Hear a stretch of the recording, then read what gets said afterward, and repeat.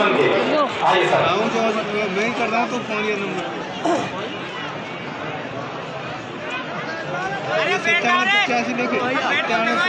भैरव बाबा के इस ऐतिहासिक दंगल के मैदान में 30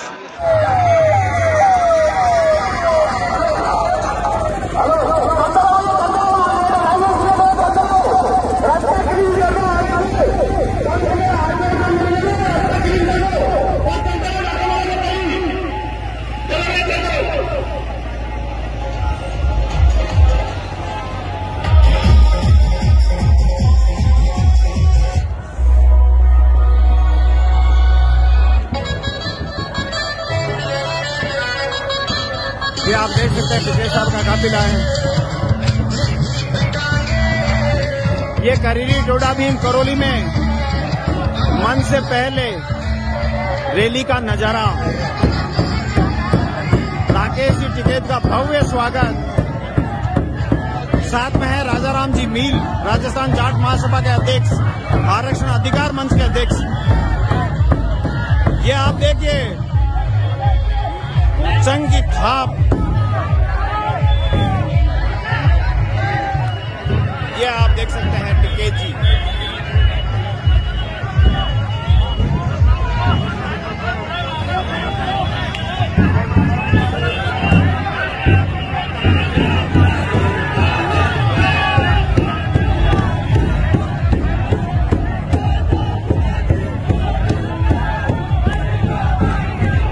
ये आप देख सकते हैं राकेश जी टिकैत। ये जो राकेश जी टिकैत की गाड़ी है जिसमें राजाराम जी मील साहब बैठे हैं।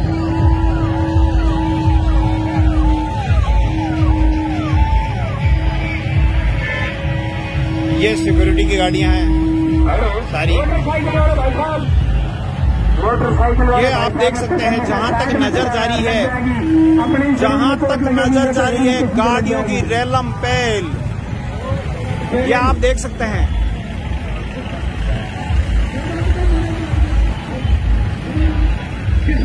ये राजस्थान जाट महासभा की गाड़ी, ये हिम्मत सिंह जी गुजर, ये आप देख सकते हैं जहां तक नजर जा रही है कोई कई किलोमीटर का गाड़ियों का काफिला। जय जवान, जय किसान, जय भारत, जय संविधान। ये क्या दिक्कत कर रहे? अरे रहने दे, प्रेस वालों को छोड़ते हैं।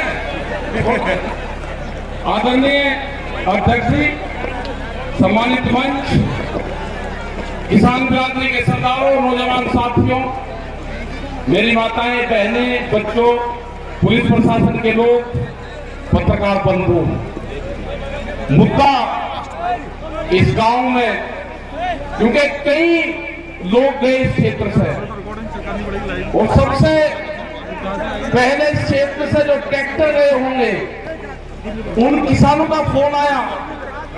उन्होंने कहा कि कई ट्रैक्टर यहां से है और हम आना चाहते हैं, यहां से पुलिस रास्ते में नहीं आने देती। मतलब ये पहली बार लगा कि इस क्षेत्र से ट्रैक्टर भी आंदोलन में हिस्सा ले लेते हैं। ये पूरे देश का मसला है। इसको पहले बांटा गया पंजाब हरियाणा में, फिर इसको बांटा गया उत्तर प्रदेश राजस्थान के कुछ सीमाओं में, फिर इसे कहा कि ये तो सरकार का आंदोलन है, फिर कहा कि एक बिरादरी का आंदोलन है। 8-10 टुकड़ों में इस आंदोलन को बांटने की कोशिश करेंगे। ये नहीं कहा कि आंदोलन किस मुद्दे पे है। सरकार से 12 बार बातचीत हुई, 12 दौर की वार्ता। हमने कहा कि जो 3 काले कानून हैं इनको वापसी ले लो। किसानों से आपने नहीं पूछा। गोदाम, बड़े बड़े गोदाम पहले बन गए और कानून बाद में बने हैं देश में, इसलिए व्यापारियों के कहने से उनके हितों का साधने के लिए कानून बने हैं। हमने कहा कि एमएसपी में कानून नहीं है। आज भी राजस्थान के बहुत लोग, जब हम भरतपुर से आ रहे थे, ट्रैक्टर ट्रॉलियों में अपने परिवार के साथ नापी के क्षेत्र के लोग जा रहे थे, जाते हुए हमने उनको रोका। उन्होंने कहा कि बाजरा है हमारे पास में, गेहूं है, हम इसको मंडी में बेचने जा रहे हैं। सब जाके बाजरे का एमएसपी का रेट क्या है जो भारत सरकार ने तय करा, उन्होंने कहा कि हमको नहीं पता क्या रेट है। मतलब आज भी देश में ये हालात है कि किसान को सरकारी रेट का नहीं पता, मंडियों में उसकी बोली लगती है। जो किसान अपने घर से अनाज लेकर चला गया, व्यापारी उसकी बोली लगाएगा, उसको उसकी कीमत का नहीं पता कि क्या मिलेगा। बाजरे का 2100 रुपए का भाव है। हमने कहा कि आपको कहना का जो सरकारी रेट है उसके कम पे मैं खरीद नहीं करूंगा, आप वहीं पे बैठ जाना। वो 1100 से 1200 रुपए में बाजरे को बेच पाएगा किसान, 1400 और 1500 रुपए में गेहूं को बेच पाएगा। जब उसकी फसल 1 महीने बाद में उसकी फसल आ जाएगी, उसके घर में अनाज रखा है, उसको बेचने गया है। लड़ाई यही है, लड़ाई किसी जाति की नहीं है। लड़ाई है कि एमएसपी पे कानून बने। मिनिमम सपोर्ट प्राइस जो है 1975 रुपए से कम पे गेहूं का भाव नामित हो। वो चाहे सरकार खरीदे या कोई व्यापारी खरीदे, उसके कम पे खरीदना हो। 2100 रुपए के आसपास का बाजरे का रेट है, बाजरा उसके कम पे खरीदना हो। मक्का 1700-1800 रुपए का रेट है, उससे कम पे खरीदना हो। धान का 1800 रुपए से कम पे खरीदना हो। यह है कानून। इसके लिए लड़ाई वहां पर चल रही है। 100 दिन के आसपास लोग आ रहे हैं। सरकार तैयार नहीं है। सरकार ने कहा कि किसान की जब फसल की कटाई होगी, किसान अपने खेत में आ जाएगा, आंदोलन अपने आप खत्म हो जाएगा। उसके एक ही जबान से किसान ने अपनी फसल उगानी शुरू कर दी। उसने कहा कि आंदोलन करेंगे हम, अगर फसल हमारे बीच में आएगी उस फसल को उजाड़ देंगे। आपने हरियाणा, पंजाब, उत्तर प्रदेश, राजस्थान की जगह में बहुत किसानों ने उजाड़ी फसल। हमने कहा कि फसल को बर्बाद न करो, ये आंदोलन भी चलेगा, ये फसल भी किसान काटेगा। ये आंदोलन कितना लंबा चलेगा ये तो नहीं कह सकते, लेकिन जो 40 लोग हैं, जो कमेटी के लोग हैं 40, उनके पीछे पंचायतें हैं, उनके पीछे सरपंचों का हाथ है, उसके पीछे पूरे हिंदुस्तान के किसान ने आस्था जताई है कि दिल्ली में चलने वाला धरना मेरे फसलों के रेट तय करेगा। ये लड़ाई बड़े पूंजीपति से है, सरकार उनकी सपोर्ट में है। ये लड़ाई वही है जो जमींदारों के खिलाफ होती थी। ये लड़ाई वही है जो राजाओं के खिलाफ होती थी। वो लड़ाई भी अनाज की लड़ाई थी, ये लड़ाई भी अनाज के रेट की लड़ाई है। मैं नौजवान साथियों को अपने, जिसने इस पूरे देश के आंदोलन की कमान नौजवानों ने संभाली है, अब की बार ये बहुत कम देखने को मिलता है कि नौजवान किसी के क्षेत्र में आंदोलन की कमान अपने हाथ में संभाली हो, तो वो आंदोलन कभी फेल नहीं हो सकता। वो आंदोलन फेल नहीं होगा कभी भी, क्योंकि जिस तरह से शाहजहांपुर का पूरे दिल्ली के क्षेत्र में यहां का नौजवान निकला है, उसने जाति, धर्म, सब चीज को भुला के, वोट को भुला के, कि कौन किस क्षेत्र का है, मेरी वहां पे आपस में क्या लड़ाई, क्या तकरार है, सबको चीज को भुला के उसने दिल्ली के आंदोलन में शरीक हुआ। जिस तरह से यहां पे लोग इकट्ठा कर रहे हैं पैसा, सरकार कहती है कि धन कहां से आ रहा। इस आंदोलन को गांव का किसान चलाता है, इस आंदोलन को हल चलाने वाला किसान चलाएगा, इस आंदोलन को क्रांति से काम करने वाली हमारी महिलाएं चलाएगी, इस आंदोलन को हाली और पाली चलाएगा। यह आंदोलन क्रांति का आंदोलन है, यह आंदोलन फेल नहीं होगा।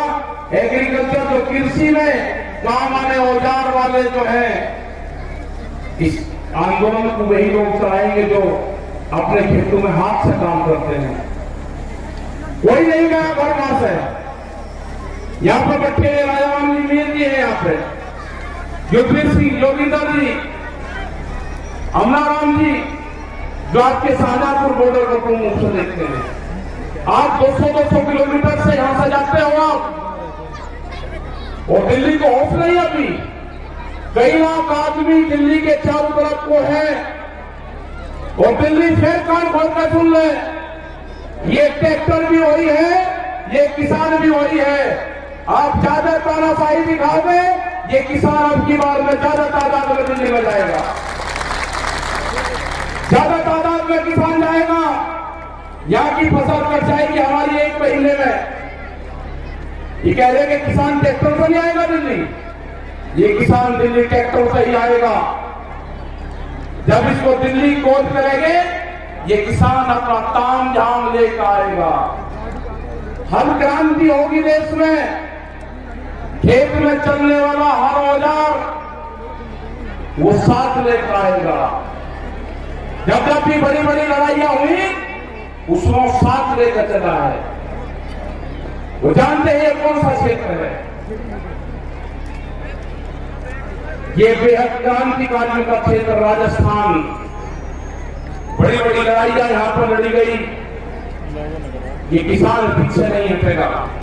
जो मेरा नौजवान साथी है वो पीछे नहीं हटेगा। अपने खेत की मिट्टी को जब दिवाली होली अब आएगी, दुल्हनी आएगी, रंग नहीं लगाना अपनी बार। अपने गांव की खेत की मिट्टी अपने शरीर पे लगा लेना, उससे अपने शरीर को टच करवा लेना अपने खेत की मिट्टी से। जब आप दिल्ली लड़ने जाओगे अब की बार, अपने खेत की मिट्टी अपने साथ लेके जाना। हो सकता है कि वहां से आपका गांव आपके याद आए। जब मिट्टी आपके साथ में रहेगी तो गांव याद नहीं आएगा आपके। अपने खेत की मिट्टी अपने पूजा स्थान में रखो। अगर ये आंदोलन में किसान फैल हुआ तो 20 साल में आपकी जमीनें नहीं बचेगी, इतना कर्जा किसानों के ऊपर आ जाएगा। सब लुटेरे आगे हैं, इन लुटेरों का मुकाबला होगा जेली और सांगों से, जो खेत में भूख हटाने के काम आते हैं। ये लुटेरे हैं, देश को लूटने आए हैं, इनका मुकाबला होगा, इनसे लड़ना पड़ेगा। पूरा दिल्ली को चारों तरफ से किसानों ने घेर रखा है। लड़ाई कितनी लंबी चलेगी ये तो नहीं कह सकते, लेकिन लड़ाई चलेगी, किसान जीतेगा। किसान हार कर दिल्ली से नहीं आएगा वापसी। सरकार कान खोल कर सुनना, दिल्ली की सरकार न किसान महकाम आएगा, न किसान वापसी आएगा। जब तक एमएसपी में कानून नहीं बनेगा, 3 बिल वापसी नहीं होंगे, और भी बहुत से बिल लेकर आ रहे हैं। जब तक किसान वापसी नहीं होगा, जो मेरे बुजुर्ग आ रहे हैं उनका जिस तरह से साथ मिल रहा है आंदोलन में, उन्हें जिस तरह से नौजवान साथियों को आके आप चलो आंदोलनों में। हमारे अध्यक्ष यहां पर बैठे हैं, 90 साल से ज्यादा उम्र इनकी है। कह रहे कि आंदोलन लड़ाई लड़ो, आंदोलन करो, दिल्ली चलो। तो यही सारे नौजवानों का, सारे युवाओं का, सारी महिलाओं का यही कहना है कि दिल्ली से वापसी नहीं आना। ये लड़ाई किसी जाति बिरादरी की नहीं है, ये लड़ाई किसान के अस्तित्व की है। इस लड़ाई को हमको लड़ना पड़ेगा, बहुत मजबूती के साथ लड़ना पड़ेगा। जाति, धर्म, गोट, खास ये सब छोड़ कर ये लड़ाई किसान और मजदूर की लड़ाई है। गरीब का अनाज तिजोरी में बंद ना हो, देश में भूख पे व्यापार ना हो। बड़े बड़े गोदाम बन गए, बड़े बड़े ताले लगेंगे, गरीब आदमी को रोटी नसीब नहीं होगी, कीमतें अनाज टूटनी पड़ेगी। ये लड़ाई है रोटी तिजोरी में बंद ना हो। ये लड़ाई है व्यापारी के चुंगल में अनाज न जाए। ये लड़ाई है किसान को फसलों के दाम मिले। ये लड़ाई जारी रहेगी, आंदोलन हमारे जारी रहेंगे, और हम पूरे देश भर में जाएंगे। पूरे देश भर में 24 मार्च तक के प्रोग्राम हमारे लगे हुए हैं अभी। उसके बाद आगे के प्रोग्राम लगेंगे। कह रहे थे वेस्ट बंगाल में कैलेंडर जाएंगे, आसाम में जाएंगे, वेस्ट बंगाल में जाएंगे, कर्नाटक और तमिलनाडु और महाराष्ट्र में भी जाएंगे। पूरे देश में किसान जाएगा। 40 लोगों की जत्थेबंदी है, वो जाएगी। और जब तक भारत सरकार कानूनों को वापसी नहीं लेगी, जब तक एमएसपी पे मिनिमम सपोर्ट प्राइस पे कानून नहीं बनेगा, ये किसान दिल्ली को नहीं छोड़ेंगे। आपने इतनी बड़ी संख्या में यहाँ पे आए, आपका बहुत बहुत धन्यवाद। यहाँ पे जो ये मैदान है, जो कुश्ती मैदान है, भैरव बाबा का मैदान यहाँ पे है, उनको नमन करते हैं। इस पूरे क्षेत्र को, जो पहाड़ी क्षेत्र में यहाँ पर प्रोग्राम लाए के 81 गांव में जो प्रोग्राम मिला, आपका धन्यवाद। जय हिंद, जय भारत, जय राजस्थान।